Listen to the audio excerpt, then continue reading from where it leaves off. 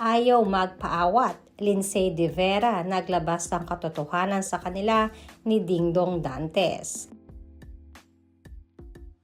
Mainit na usap-usapan pa din sa mundo ng mga marites sa social media ang pagkakaugnay ng dating aktres at singer na si Lindsay de Vera kay Dingdong Dantes.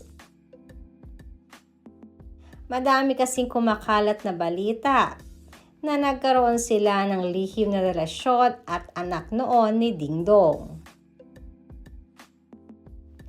Madami din ang hindi makapaniwala sa usaping ito dahil ayon na rin sa mga netizens na sobrang saya ng pagsasama ni Dingdong at ni Marian.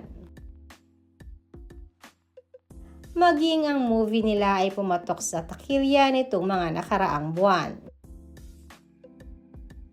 Subalit madami ang nagsasabi na may kakaiba di umanong mapapansin ang mga production staff kay Dingdong at Marian sa set nito.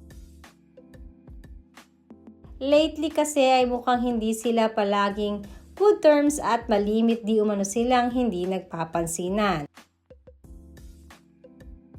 Kaya naman madami ang nagsasabi na maaaring ito ay dahil na rin sa mga isyong naglalabasan ngayon patungkol kay Dingdong at Lindsay de Vera. May mga nagsasabi kasing nagkaanak pa ang dalawa.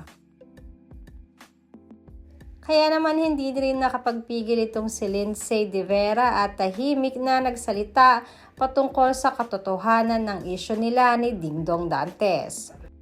Wala di umano siyang dapat ipaliwanag at kung meron man ay sa kanya na lamang ito.